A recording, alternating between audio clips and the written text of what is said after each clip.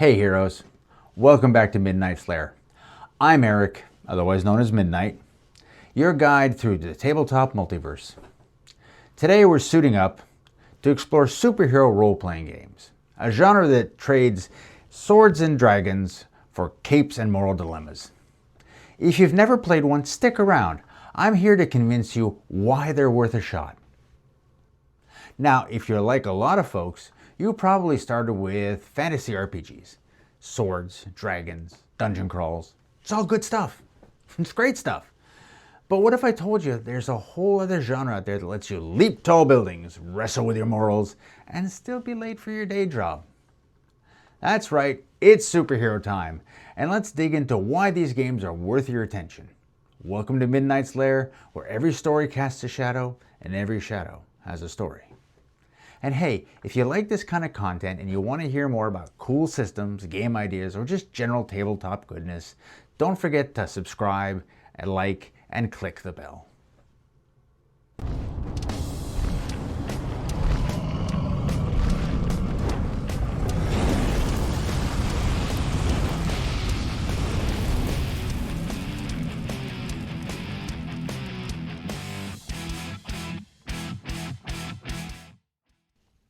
What makes superhero RPGs different? Here's the thing.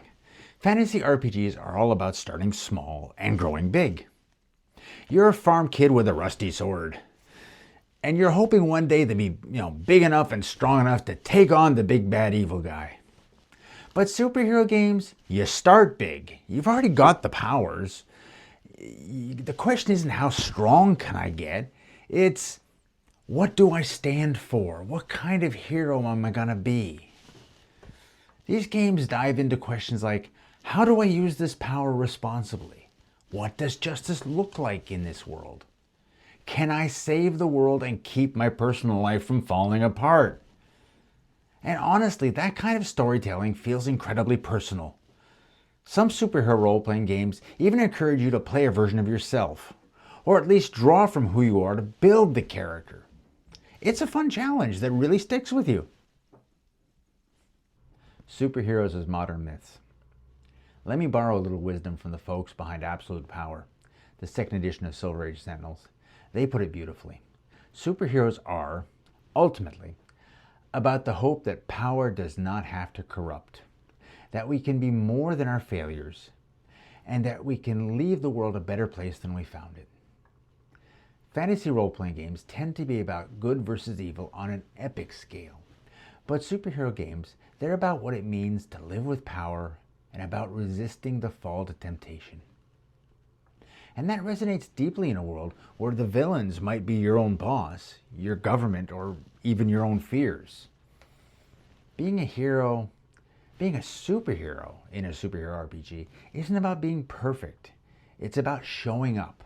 Again and again and again and again, even though the world keeps expecting you to fail. Hope is their eternal fuel, their infinite catalyst. Without hope, one cannot believe in the rest of humanity or find a reason to save them. These games let us explore what it means to be a flawed person striving to do good. Not because they'll win, but because someone has to try. And just like comics, superhero role-playing games remind us that heroism isn't about cosmic abilities or cool costumes, although those don't hurt. It's about doing what is hardest in the world that often expects you to fall. You've all heard it. With great power comes great responsibility. That's not just a quote. It's the vibe. You don't need to be perfect to be a hero. You just need to keep showing up. Let me know in the comments. What kind of a hero would you want to play? Why would you want to be a hero? Is it because you want to make a difference, or is there some other reason? Tone and flexibility. Superhero games are incredibly flexible. You want bright, campy Saturday morning cartoon vibes? Cool. Gritty noir detective story with a guy who talks to ghosts. Also cool. A cosmic saga about gods, aliens, and quantum memory? Still cool. Superheroes are like, superhero RPGs even more, are like a kaleidoscope. You want bright and bombastic? We got that. Street level crime drama? It's there. Cosmic sci-fi? Look over here. Political thriller? Look under there. Magical realism? It's all over the place. Yep, it can do it all. All of it fits, and more importantly, it all fits in the same world, often in the same campaign. Tone in superhero RPGs isn't just window dressing, it's part of the genre's DNA. You can change tone mid-campaign and it still works. That's the strength of the genre. It can handle weighty issues and punchy fun, often in the same session. Want to run a Watchmen-style deconstruction or a Saturday morning cartoon romp? Same rules, just shift the spotlight. And the tone isn't just aesthetic, it's a moral setting too. You can explore a spectrum of heroism, self-sacrifice, doubt, temptation, redemption, or even neutrality with a purpose. You can shift gears without breaking immersion, which gives you a lot of freedom to tell the story you want to tell. So if your group likes mixing things up, this genre's got your back. The practical differences for GMs and players. All right, let's get real here for a sec. What's it actually like to run one of these games? Fantasy campaigns often ask GMs to do quite a lot of prep work up front, but the workload continues to be significant even after play begins. For example, fantasy GMs often have to build entire continents, or at least a detailed local environment, detail the culture, or at least have a good idea of what it is, and maybe the economy, what's powering the local economy. They have to know travel distances between here and the neighboring villages or countries, and all the ancient lore that's going to go in between. They'll have to figure that out. Develop new species or monsters and pantheons of gods. It can be amazing work. It really can be amazing. But it's a lot. Now, on the other hand, there's superhero campaigns. Most of the time, the GM can get started by setting the campaign in a city. It can be a real one or a fictional one. Invent a few NPCs, organizations, or headlines in the paper or on television to get the players to move. Drop in a villain with a plan or a personal grudge, and you're set to go. You don't need a massive world map, or you need drama, conflict, and character connection, and you're good to go. As for the players, they most often start small in fantasy, as level 1 or 2 nobodies. In superhero RPGs, you start at the deep end. You start as someone powered, flawed, and with a backstory that matters, which could have an almost immediate impact on the story. For example, your old mentor shows up and he's been corrupted, be it by powers or by ideology. A villain knows your secret identity, so your family might be in trouble, or maybe your coworkers. The city either loves you or hates you, and therefore you're being chased through the streets by the police, or maybe hospitals refuse to help you. You know, there's a lot of things. These can all happen right away. That means that every session is already high stakes for the players. In a fantasy, you grow into your power. In a superhero game, you grow into your identity. You learn who you are as a character. So if you're a GM who's looking to shake up things, or a player who wants a game that's personal and powerful right from session 1, this genre might be perfect for you. The villain factor. Fantasy villains come in a lot of different types. You've got your basic thugs, you've got your cultists, you've got your lieutenants, and you've got your big bosses, your masterminds, or your big evil guy. But they're often, evil and kind of impersonal. They're often evil just because the book says so. There's no real rationale behind them at times. They're just there as bosses to be beat, milestones to be moved past or conquered, so that the characters can level up to the next, stage in their evolutions. Supervillains, oh, they can be complicated. The best ones are like mirror images of the characters, the heroes. They share a worldview, or at least they used to. Sometimes they're right, but they're going about it all wrong. Sometimes they're trying to save the world too, but just in the worst possible way. They reflect the choices your heroes have refused to make. They may even be sympathetic or idealistic in their own way. That's what makes it personal for the characters. And in a campaign where you potentially have recurring villains, that can mean emotional stakes for both the heroes and the villain. Under such circumstances, you can have betrayals, redemption arcs, or having to fight someone even though you care about them. Maybe a bit too much. That's great drama, and that's what keeps people coming back to superheroes. A few great systems to try.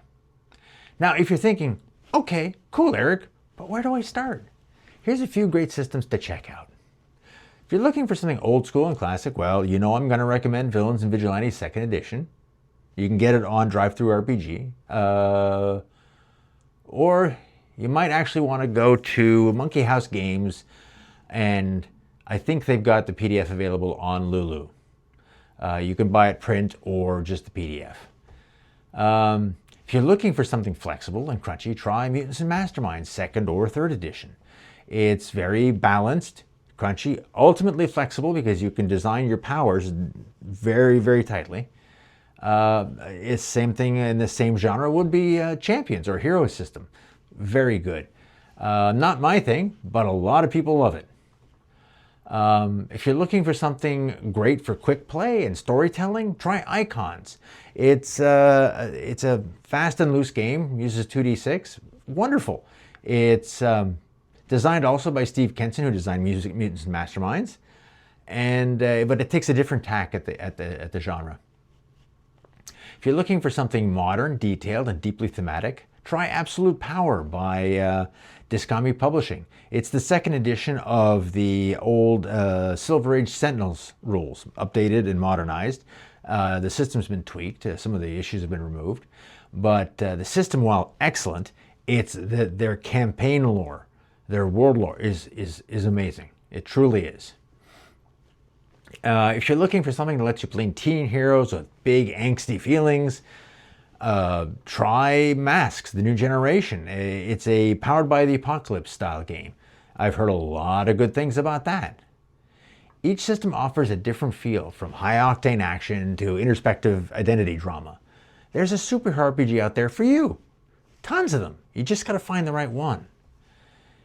Now, if you haven't played a superhero RPG before, let me know which one that you think might fit your style and you're curious about, and I can get you some more information. If you have played a superhero RPG before, drop your favorites in the comments. I'd love to hear what worked for you and what you liked about it. Heroism is a choice, not a stat block.